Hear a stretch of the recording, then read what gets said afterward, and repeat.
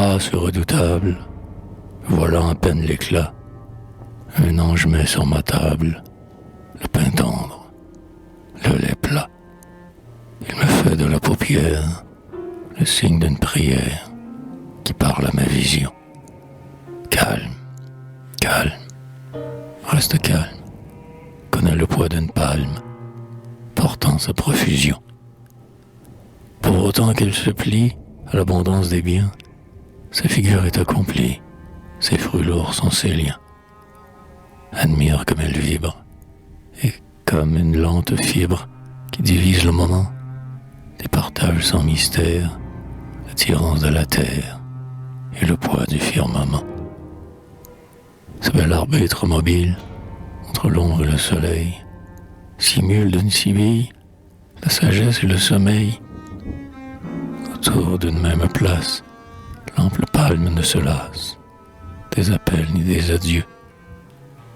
Qu'elle est noble, qu'elle est tendre, qu'elle est digne de s'attendre à la seule main des dieux.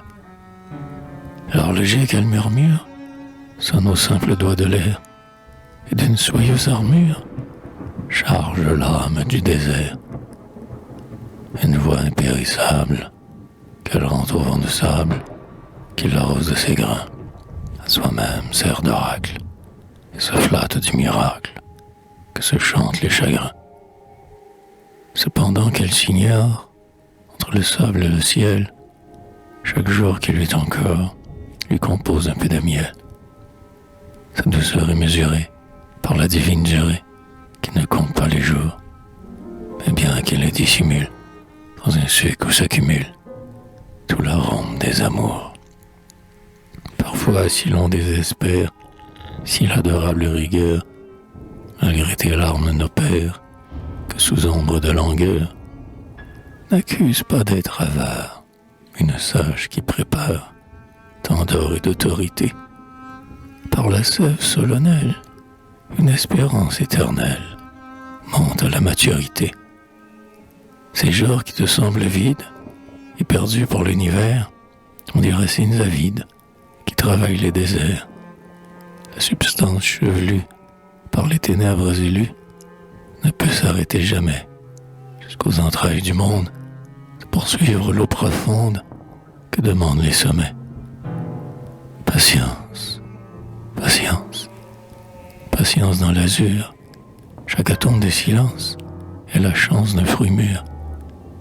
Viendra l'heureuse surprise, une colombe, la brise, l'ébranlement le plus doux, une femme qui s'appuie, feront tomber cette pluie où l'on se jette à genoux.